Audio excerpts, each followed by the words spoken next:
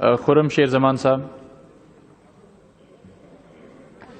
سر یہ رابعہ نے پہلے نام دیا، اگر ان کا پہلے سن لیں تو I'll be grateful. ویٹ کریے. جی میرے پاس جو ہے وہ آپ کا نام ہے ادھر. شور. تھینک یو چیئرمین صاحب.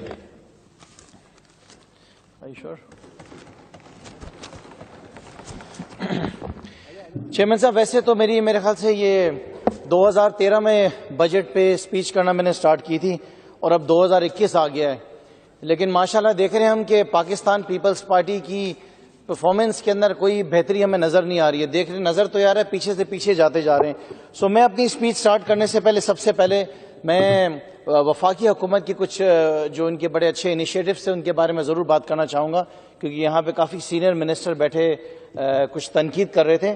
لیکن میں سمجھتا ہوں کہ جب ملک کی بات آئے، ملک کی بہتری کی بات آئے، تو انسان کو اتنی منافقت نہیں کرنی چاہیے کہ جو اچھی باتیں ان کے بارے میں نہ بات کر سکیں. اسٹیل مل کا ذکر تو ضرور کر رہے تھے صاحب، لیکن وہ ریاض لال جی کو بھول گئے. ان کا بھی اگر ذکر کر لیتے تو ان کے بڑے صاحب ان کو یاد آ جاتے. سو چیئرمین صاحب کچھ چیزیں جس کے بارے میں ذکر کروں گا. سب سے پہلے جس طریقے سے میرے وزیر اعظم نے کووڈ کو جس طریقے سے قابو کیا، جس طریقے سے پاکستان کی اکانومی کو کووڈ میں بہتر لے کر گئے، تو اس کو ضرور جو ہے نا اپریشیٹ کرنا چاہیے. کوششیں تو ضرور ہوئی پاکستان پیپلز پارٹی کی طرف سے کہ ملک کو تباہی کی طرف لے کے جایا جائے. نفرت کرتے رہے، نفرت والی باتیں کرتے رہے، ہر الٹی بات ان کے منہ سے نکلتی رہی. لیکن الحمدللہ پاکستان تحریک انصاف کا ویژن، وفاقی حکومت کا ویژن بالکل سیدھا تھا، اور ہم نے الحمدللہ اس کووڈ کے دوران جس طریقے سے پاکستان کی اکانومی کو بہتری کی طرف لے کے گئے، جس طریقے سے ہمارے ایکسپورٹس بہتر ہوئے ہیں، جس طریقے سے ہمارے امپورٹس نیچے آئے ہیں، جس طریقے سے آج پاکستان کا جو سٹاک ایکسچینج ہم دیکھ رہے ہیں کہ بلندی کی طرف جا رہا ہے، جس طریقے سے ہم یہ دیکھ رہے ہیں کہ پاکستان کے اندر کار سیل جو ہیں، موٹر سائیکلز کی سیل، جس طریقے سے رکشاز کی سیلز، جس طریقے سے پاکستان کی ٹیکسٹائل انڈسٹری، جس طریقے سے پاکستان کی لیدر انڈسٹری آگے جا رہی ہے، میرے خیال سے اس کی جتنی تعریف کی جائے، جس طریقے سے وزیر اعظم کو خراج تحسین پیش کیا جائے، یہ میں سمجھتا ہوں کم ہے. اور جس طریقے سے انڈسٹری کی گروتھ جو ہے وہ 21% پہ میرے پاس لکھی ہوئی آئی ہے، اور فرٹیلائزرز کی گروتھ جو ہے وہ 8% کے اوپر. مودی نے خاص طور پہ پاکستان کی جو گروتھ بتائی ہے، جو پروجیکٹ کی جی ڈی پی کی 4.4%، اس کا کریڈٹ بھی پاکستان تحریک انصاف کی حکومت، وزیر اعظم عمران خان کو جاتا ہے. بہت سارے لوگوں کو اس بات پہ جلن ہوتی ہے جب بات کی جاتی ہے مدینہ کی ریاست کے اوپر. یہ صاحب یہاں سے چلے گئے جو جماعت اسلامی کی نمائندگی کر رہے تھے، مجھے نہیں پتہ ان کو کیا تکلیف ہے. ان کے دور کے اندر کیوں نہیں مدینہ کی ریاست کے بارے میں سوچا گیا؟ کیوں نہیں ان کے دور میں یہ سوچا گیا کہ پاکستان کو بہتری کی طرف لے کے جائے؟ مجھے بڑا افسوس ہوتا ہے جب یہاں سے ہمارے پاکستان پیپلز پارٹی کی دوست اچھی چیزوں کی تعریف نہیں کرتے ہیں، برائیاں دکھاتے ہیں. آٹے کے بارے میں صاحب سہیل سیال صاحب بات کر رہے تھے، گندم کے بارے میں بات کر رہے تھے. میرے بھائی آپ ہی کے سندھ کے جو گندم کے سارے جو گودام ہیں، وہیں سے تو سارا گندم چوری ہوا ہے، وہاں سے غائب ہوا ہے. کرپشن کے کیسز تو آپ کے منسٹرز کے خلاف چل رہے ہیں. آپ میرے لیڈر کے اوپر کیسے آواز اٹھا رہے ہیں گندم کے اوپر؟ اس کا جواب تو آپ نے دینا ہے. ہم وزیر اعظم کو اس بات کے اوپر بھی بڑے ہم ان کے مشکور ہیں، خراج تحسین پیش کرتے ہیں کہ آپ کے دور میں تو کبھی ڈیم نہیں بنے، لیکن آج وزیر اعظم عمران خان کے دور کے اندر ڈیم بن رہے ہیں، آج لنگر خانے کھل رہے ہیں، آج جو ہیں لو ہاؤسنگ سکیمز آ رہی ہیں غریبوں کے لیے، ان لوگوں کے لیے جو گھر نہیں خرید سکتے. وزیر اعظم عمران خان نے یہ سوچا کہ ان کے لیے گھر بنایا جائے. حالانکہ بھٹو صاحب نے نعرہ لگایا تھا روٹی کپڑا مکان، لیکن افسوس محترمہ کے دور تک تو وہ چیزیں ضرور چل رہی تھی، لیکن محترمہ کے بعد جب زرداری دور آیا تو وہ سب کچھ خاتمہ ہو گیا. لہٰذا ہم اس بات کو بھی ضرور خراج تحسین پیش کریں گے پاکستان جس طریقے سے آج ترقی کر رہا ہے. سیمنٹ کی سیلز ہو گئیں، اور سب سے بڑی بات ایز آف ڈوئنگ بزنس میں پاکستان کی جو رینکنگ ہے وہ آہستہ آہستہ بہتری کی طرف جا رہی ہے.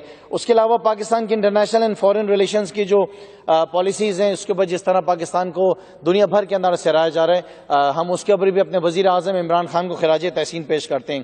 ویئر ایز جب ہم بات کرتے ہیں پاکستان پیپلز پارٹی کی حکومت کی، جب ہم ان کی 14 سال کی سندھ کے اندر طرز حکمرانی کی بات کرتے ہیں، اگر ہم شروعات کریں ہیلتھ سیکٹر سے، کیونکہ ہیلتھ سیکٹر ان کا وہ ہے جس کے اندر آپ سب سے زیادہ چیئرمین صاحب پیسہ لگاتے ہیں.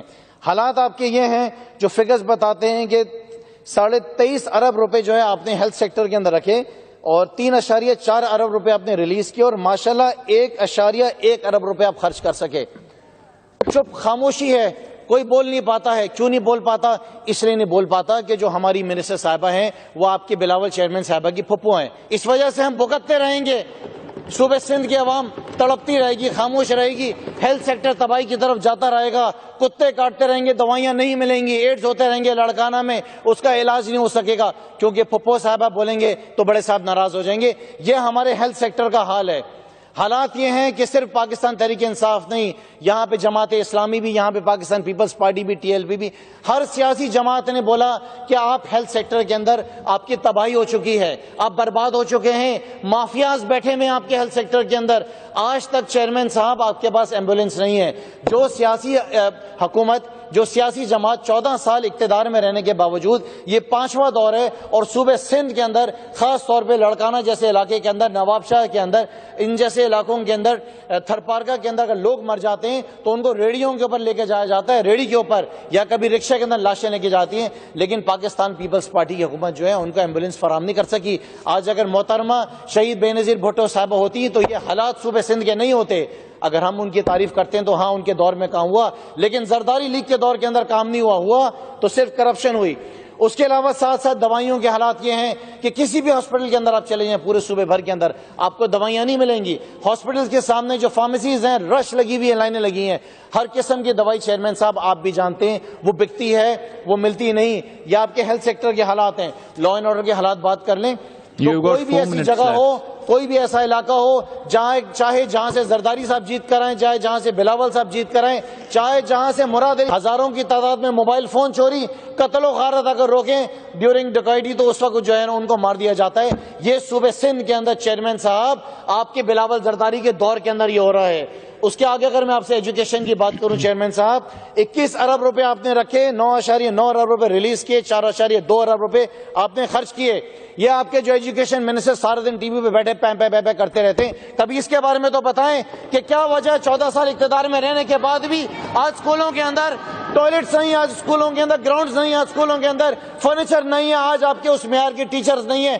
کبھی انہوں نے اپنی پریس کانفرنس میں بات کہی, بلدیہ کے علاقے کے اندر جب الیکشنز ہو رہے تھے میں نے جا کے وزٹ کیا, اسکولوں کے اندر جو حالات تھے توبہ استغفار, بھینسیں باندھی ہوئی ہیں آپ نے, آپ کے منسٹر سعید غنی صاحب نے بھینسیں باندھی ہوئی ہیں اسکول میں, جو کہ ہمارے لیڈر اپوزیشن نے جا کے نکالی, لیکن سعید غنی صاحب ان بھینسوں کو باہر نہیں نکال سکے.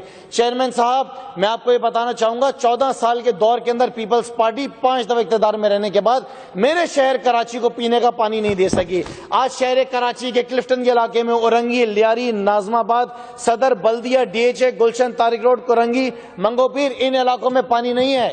ہر مہینے چیئرمین صاحب 1 ارب روپے کمیشن جاتا ہے کراچی واٹر سیوریج بورڈ سے سندھ حکومت کے پاس. ہائیڈرنٹ سے چوری ہوا ابھی 7 منٹ ہوئے, میرا ٹائمر چل رہا ہے. 3 منٹ یہ حالات ہیں, کرپشن کی 3 منٹ رہ گئے مجھے معلوم ہے. اس کے بعد اگر کرپشن کی بات کریں, سندھ بلڈنگ کنٹرول اتھارٹی کے اندر لوٹ مار ہے, ہر مہینہ 1.5 سے 2 ارب روپے رشوت جاتی ہے. کہاں جاتی ہے آپ بہت اچھی طرح جانتے ہیں. کرائیں نا, معلومات کرائیں کیسے آپ کے جو ورکرز تھے, جو ایم پی ایس بنے, منسٹر بنے, آج وہ لکھ پتی, کروڑ پتی سے ارب پتی کیسے ہو گئے. کرائیں, ان کی تحقیقات کرائیں. حالات یہ ہیں کہ جو ڈپارٹمنٹ جس نے اس بات کی تحقیقات کرنی ہے, پبلک اکاؤنٹس کمیٹی, اس کے ممبر ان لوگوں کو بنایا ہے جو کہ خود نیب زدہ ہیں. یہ خود تحقیقات کریں گے, یہ تو خود نیب زدہ ہیں. یہ آپ کے حالات ہیں.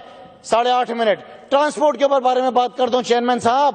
14 سال ہو گئے ہیں, 14 سال 5 دور, ایک بس نہیں اتار سکے آپ صوبے سندھ کے اندر. میرے کراچی کے شہر کے اندر ایک بس نہیں دے سکے. وہ سی ایم صاحب نے میرے پچھلے دور کے اندر اتنی بڑی سکرین کے اندر دکھائی, ریڈ لائن چل رہی ہے, وہ بلو لائن چل رہی ہے, ایک اورنج لائن دکھائی, سب بولا یہ ساری چلیں گی کراچی کے اندر. کراچی کے اندر چنچی رکشے چل رہے ہیں, ٹوٹی پھوٹی بسیں چل رہی ہیں. یہ حشر کیا ہے پاکستان پیپلز پارٹی نے میرے شہر کراچی کا. آگے بات کروں میں آپ سے, mafias ruling province of Sindh, mafias. حالات یہ ہیں کرپشن کے کہ نمبر 1 ڈپارٹمنٹ لوٹ مار کا آتا ہے ہیلتھ کے بعد کرپشن میں دوسرا نمبر آتا ہے آپ کا ایجوکیشن کا, تیسرے نمبر پہ جناب اعلیٰ آپ کا لوکل گورنمنٹ منسٹری, اور چوتھے نمبر پہ ایکسائز ڈپارٹمنٹ. کیا کرتا ہے ایکسائز ڈپارٹمنٹ؟ شراب خانے کھولتا ہے. میرے پورے صوبے میں جہاں پر ہم یہ کہتے ہیں کہ مسلمانوں کا ملک ہے اسلامک ریپبلک آف پاکستان, شراب خانے کھولے جا رہے ہیں ایکسائز منسٹری کی طرف سے ہر گھر کے کونے میں.